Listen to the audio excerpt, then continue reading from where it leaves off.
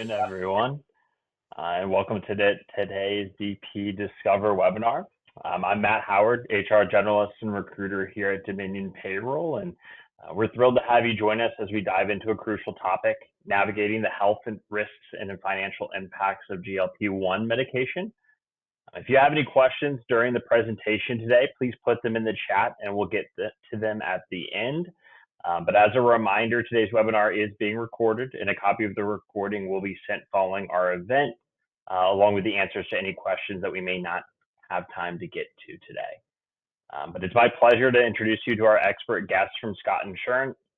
We have Dina Fonzone, VP of Health Risk Performance, and Bo Hawthorne, VP of Scott's Benefits Service Team. Dina and Bo bring a wealth of knowledge and experience, and we're excited to have them share their insights with us today. I'm going to kick things off to Bo, but welcome to you both.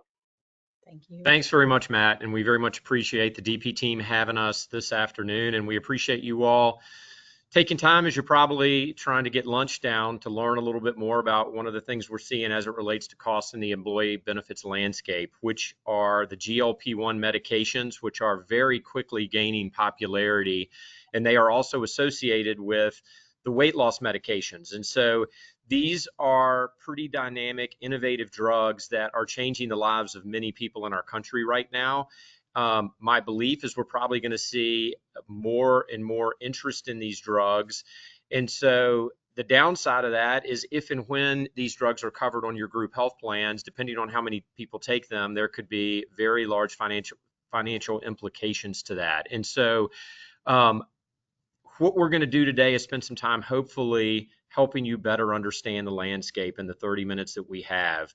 Just a couple of things before we get started here. A little bit on Dina. Dina and I have worked together almost 20 years, which is hard to believe. And Dina leads our health risk performance wellness group at Scott Insurance. And she's going to be leading this discussion for us today. Before we kicked off, in the event some of you are not familiar with Scott Insurance, we are focused on the mid-market. Most of our employees, our clients have employees somewhere between 75 to about 5,000 on their group health insurance plans. We are the largest privately held brokerage firm in the Southeast and combined Mid-Atlantic. We are employee owned, which we're very proud of, and we're celebrating 160 years in business this year. As it relates to getting started here, just a couple of things. We have put together an executive summary that we're going to provide to the DP team, and that will go to all attendees this afternoon.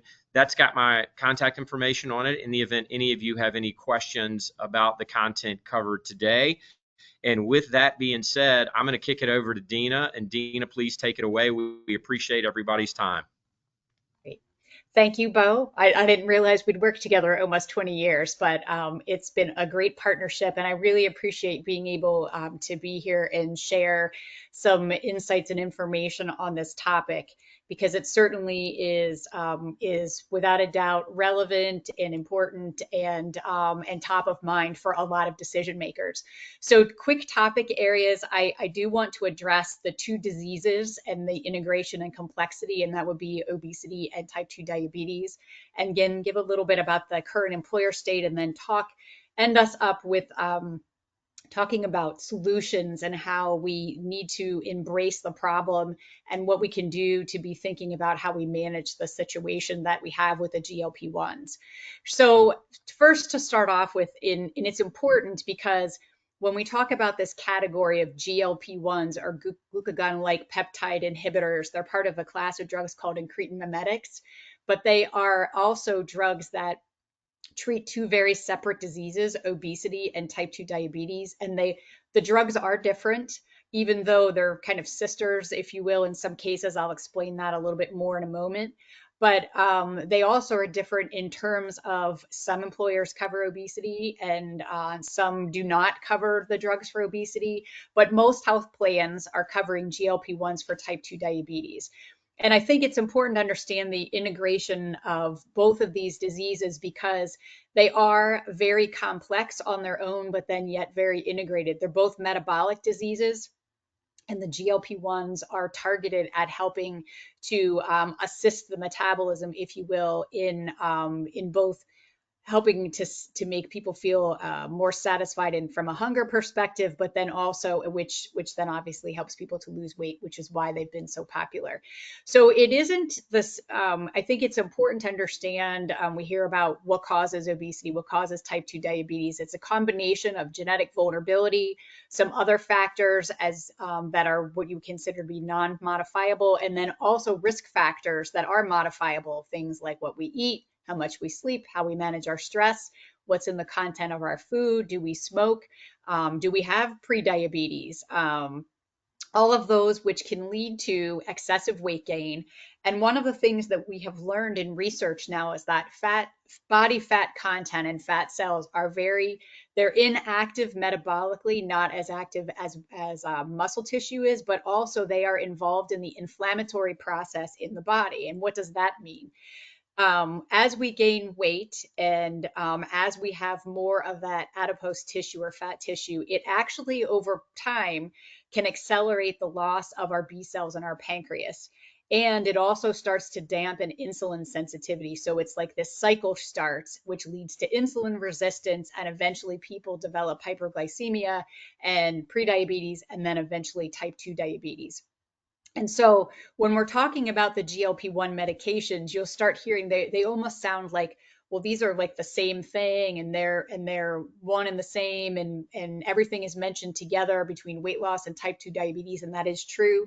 But I want to make sure that you understand that they're two very distinct disease states that we're talking about, but then they are very related as well. So let's talk about the current state of where we are. So never before have we had the situation where there were drugs as expensive as these medications are. They're on average about $1,000 a script, and they are not specialty medications, but they also are now available for treating much more prevalent conditions. So if you think about a condition like rheumatoid arthritis, and you think about Humira, and you think about the percentage of people that may have rheumatoid arthritis or another condition that could be used for Humira, it's much, much smaller, even though that drug is expensive, than what you would see for treating obesity or treating type 2 diabetes. And so obesity in particular, the average estimate for all employed adults is about 30%. And then for diabetes, it's about 7% in an employed population, with 90% representing type 2 diabetes.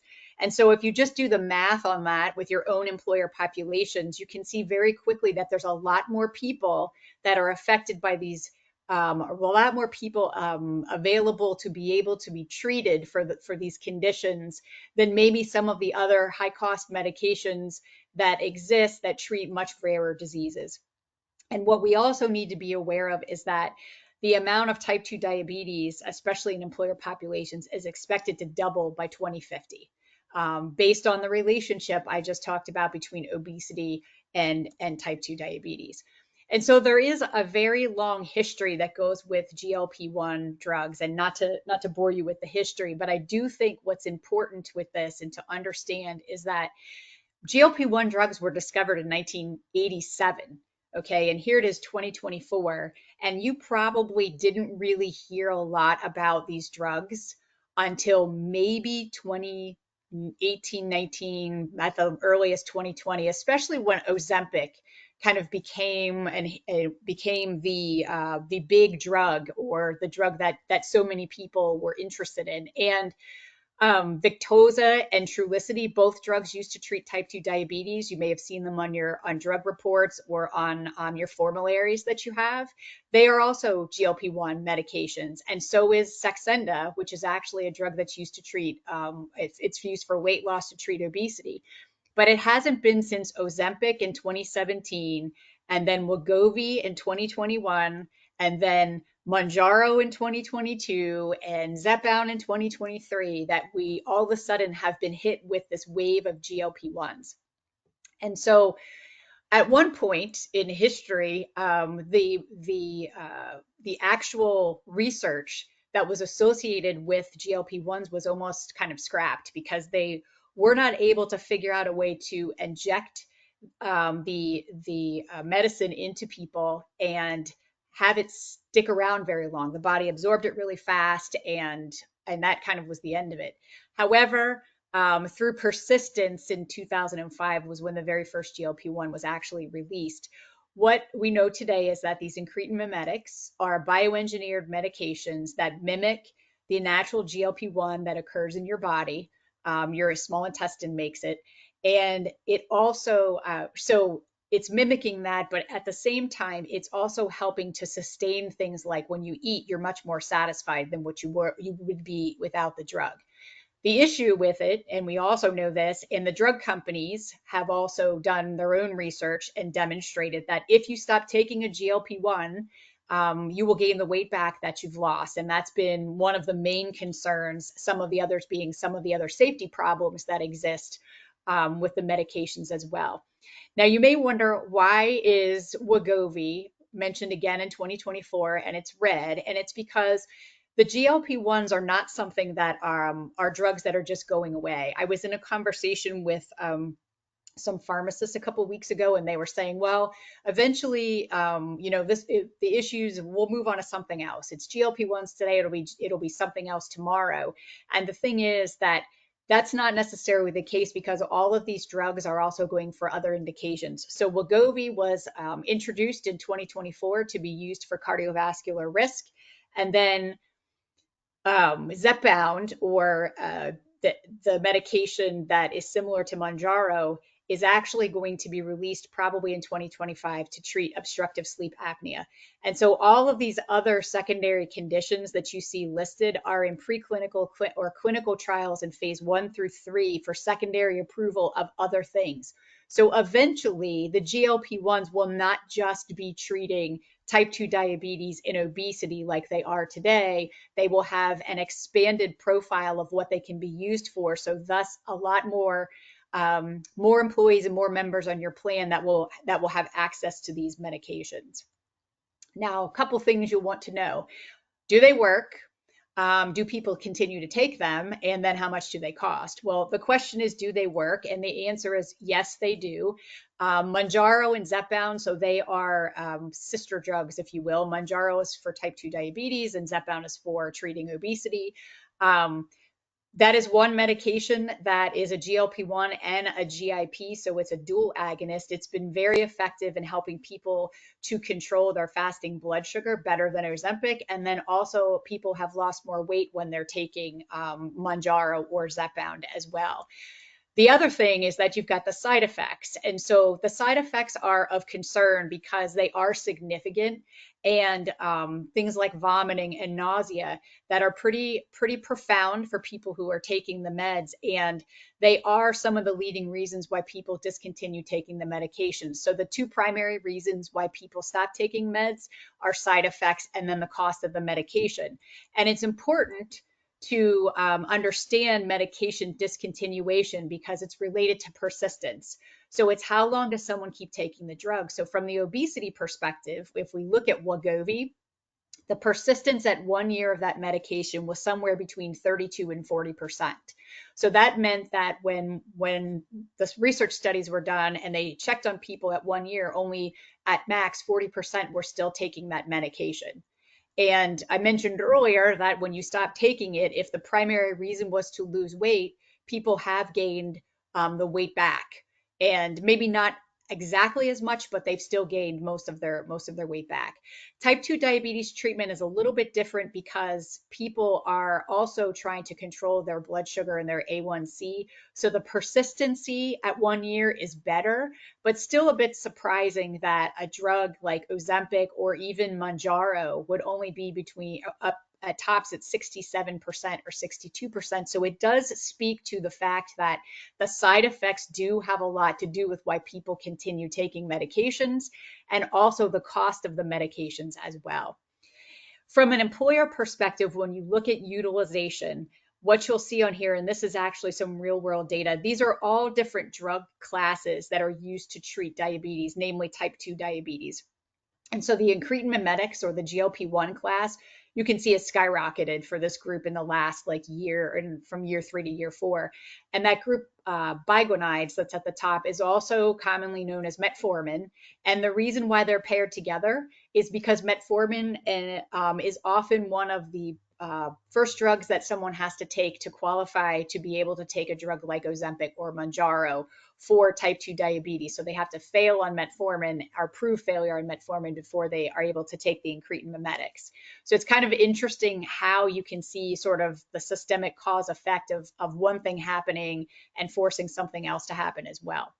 Now, if we're looking at cost estimations, I mentioned earlier that the drugs are around $1,000, some a little less, some a little bit more, but this is in general what you would see if you went and did a Google search or went onto GoodRx. And then there's an estimated rebate that's associated with this. Now, not everybody gets the rebate on their plan. There's that's something, rebates are kind of complex, and that's something that's Bo's area of experience. But I do want to be fair on this because I have heard conversations, especially when I was having the pharmacy conversation about, well, yeah, they're $1,000, but if you get a 40% or 50% rebate, they're like half of that. And that may be true, but if you think about prevalence and we look at an example, if we had 1,000 employees and 120 members took Ozempic alone, you're looking at an annual spend that's around $900,000 to $1.1 million a year just on that one medication. And for employers, for some larger employers, I have seen this happen, even with the rebate applied, that you're looking at an Ozempic or especially now a Mounjaro eating up that much of the cost. It's not even the whole GLP-1 class, it's just that one medication. And that's where a lot of the concern around the cost is coming in. This is not an actuarial analysis, but it is just a plan forecast to look at. So about 3,200 employees, and then saying in year 4, all right, we're at $606,000 in give or take in our incretin mimetic drug class. And if we continued at this trajectory, we'd be over $1 million or approaching $1 million each year. And this is pretty conservative when I did the estimate. So any way you look at it, you can kind of sit back and ask yourself, how long will it be before this really, I may already be seeing it in my plan, but or it may be that it's on the cusp of really sort of exploding, which is why so many people are interested. And this is just type 2 diabetes. These are the weight loss drugs. And again, I mentioned earlier that the weight loss, from the obesity perspective, the prevalence is so much higher. And so now we're talking about the potential of the more people in the plan taking these medications, and the cost doesn't change. The cost profile is the same at about $1,000 or so, give or take. There's about a third of employers that are currently covering weight loss drugs in the country, up from 25% last year. A lot of them are much larger employers, so it's a lot different than if you're an employer that has 100 employees or 200 employees. When you cover weight loss drugs, there's an average estimate that they might add as much as 9% in cost to your formulary. So, and you're talking about Wegovy and Zepbound, because those are the only two GL and maybe Saxenda, although you don't often see that taken as much as the other two. But those 3 drugs really being the ones that you would see from a weight loss perspective. So what do we do now? And I like to use this as the employer inflection point. When these are the indication labels from the FDA when Wegovy was approved in 2021, and then again when it got its secondary indication for reducing the risk of major cardiovascular risk factors. What's interesting is that in both cases, the medication was to be used as an adjunct or in combination with a reduced calorie diet and increased physical activity. And the clinical trials included the reduced calorie diet and the increased physical activity as part of the RX treatment. But if you think about what we do as employers, do we offer just the drug, or do we have the opportunities associated with using the drug in conjunction with reduced calorie diet and physical activity as well? And from my experience, I don't see that very often, if sometimes at all, which is something that we need to be aware of when we're trying to figure out what to do about this. Because right now, the main pieces that people have been using to address are plan design, coverage exclusions, prior authorization, and your RX contracting. So even though people are reporting that it's difficult, over 50%, to afford GLP-1s, what you're also finding is that that's okay. We're doing things with the plan design, such as step therapy and adding an annual maximum or more lifetime maximum, if you have the flexibility to do that in your plan. Or we're excluding coverage completely, specifically for weight loss medications. Or we have very tight utilization management for prior authorizations, and 85% of groups have that. Or people are doing the best they can to leverage and maximize rebates and lowest net cost as well. But these are all transactional levers that people are pushing or pulling, and we're not going to be able to only solve this problem from a transactional change the plan design alone strategy. So the question is, what do you do? And one of the first things you can do as an organization is to ask yourself, well, what is the real problem? And I have at the bottom a hint: the cost of GLP-1s isn't the real problem, it's a symptom of the problem. And the symptom is, and there's a reason why the label indicators included reduced calorie diet and physical activity, because those are two preventive measures that are integral in preventing obesity and preventing type 2 diabetes, and also need to be part of developing new habits so that you can potentially get off the GLP-1 someday. But without them, you are pretty much kind of stuck on staying on the GLP-1s because of what happens to gaining weight afterwards. So we have to talk about addressing not the symptom of the problem, but really talking about what do we do as a strategy. And the first thing to ask yourself as an organization is, what are we doing today that actually addresses the health of our employees? And some employers may say, well, I mean, like, that's kind of personal and I shouldn't have to be involved in that. But your employees spend 80% of their time at work. And no, you don't have to be in the business of telling them what to do, but there is the opportunity to provide environments that are much more supportive of what people eat and how much they move, and even then expectations around how people manage stress, that are all involved in helping to prevent, to further prevent obesity or type 2 diabetes, or even help individuals with both of those diseases to better manage them themselves. So once you've kind of got to that point, there are some solutions that you can put in place, but there are, of course, some limitations that different groups have for different reasons. And so from an orientation perspective, I have some solutions. We've talked about some already. And then I also have put on here fully insured, self-funded, that's kind of the traditional, and then your self-funded alternative. The self-funded alternative is I've best described as using a third-party administrator or a pharmacy benefit manager, that they're not mainstream, they're not a Blue Cross, they're not an Aetna, Cigna, or they're not an Express Scripts or an Optum. And there's nothing wrong with any of those organizations, and they're involved in traditional and fully insured administration of benefits all the time. But there are some things that they limit organizations to be able to do that are specific to GLP-1s. And so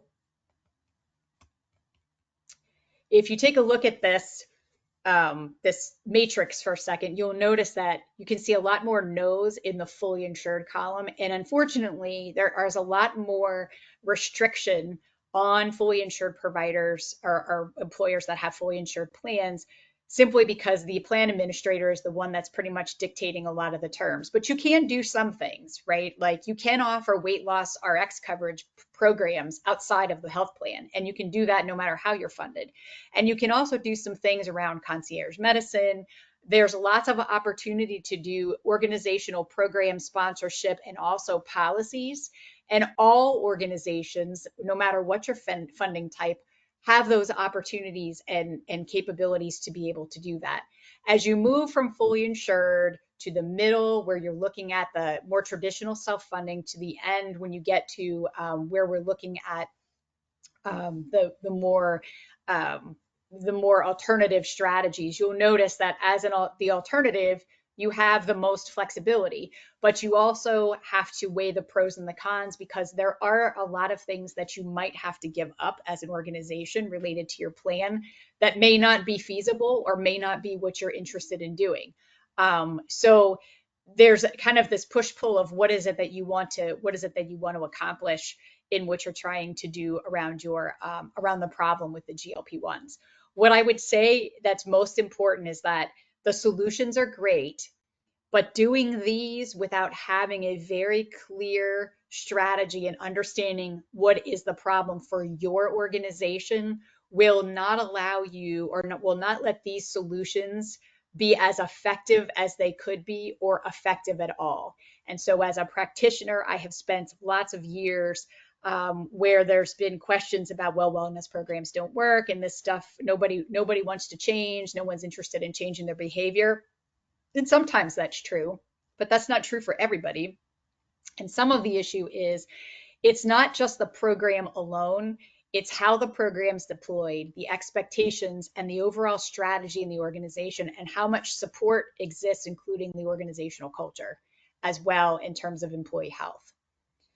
So these are some examples of some things that you could do. But again, I would go back and I want to, always want to make sure that you emphasize that the strategy is most important in addressing this issue, and really think about it too from the perspective of what's been done in the past, or how the GLP-1s have been put in place as a treatment, but there isn't any other adjunct in a lot of cases around what people are doing with food and food policies, and then also movement that really needs to be an important part of the success of those drugs being helpful in treatment, but then also giving you a good cost benefit ratio as an employer.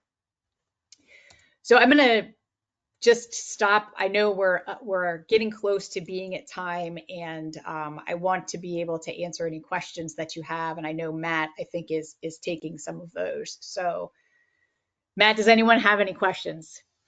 I'm being presumptive.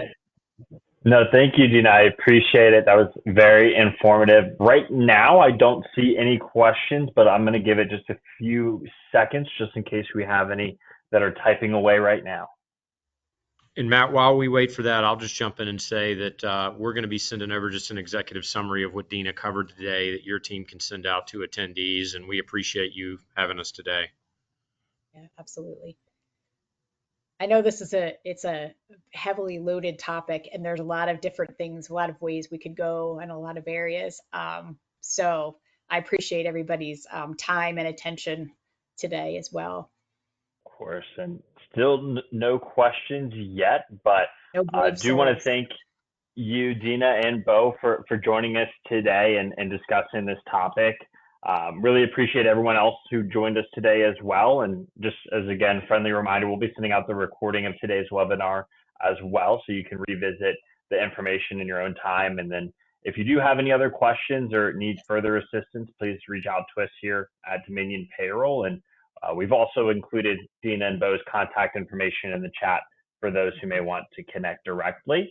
But it looks like, as I was saying that, may have gotten a question in here. Yes. So the question we got, Dina and Bo, is what happens once we get over 50 employees? So once we got into that 50 employee threshold, what happens then? Oh, you want to take that one? Yeah, so I think it really just is going to depend when you say over 50 employees. The way we think about it from a group health perspective is, and the carriers often look at it as how many employees are on the health plan. So if it's under 50 employees on the health plan, typically there's not going to be much you can do there. The plans aren't negotiated. The pricing is stuck. Once you get to that 50 to 99 level, you're going to typically be in a pool rated area. You're not going to have a lot of flexibility around options and what that looks like unless Dina mentioned it earlier, in a self-insured plan. And typically for our 50 to 99 clients, what we're looking at regularly are health insurance captives, level funded plans. That's going to give you more autonomy to have data to make informed decisions to potentially then change things. And then once you're in 100 plus on the fully insured side and or in that traditionally self-insured program funding setup like Dina mentioned, there's going to be a lot more autonomy that you have to make decisions as it relates to what you cover and why. Dina, let me stop and see if you'd add anything else there to what I said. No, I think that's perfect. So hopefully that's helpful. If you've got specific questions on that, feel free to reach out to me and be happy to try and get your question answered. Well, thank you guys again for everything, and we look forward to hopefully seeing everyone else on a new DP Discover here soon. Again, their contact information is in that chat box, and we'll be sending out the recording shortly. And we hope everyone has a great day ahead. Thanks a lot. Thank you. Thanks, guys.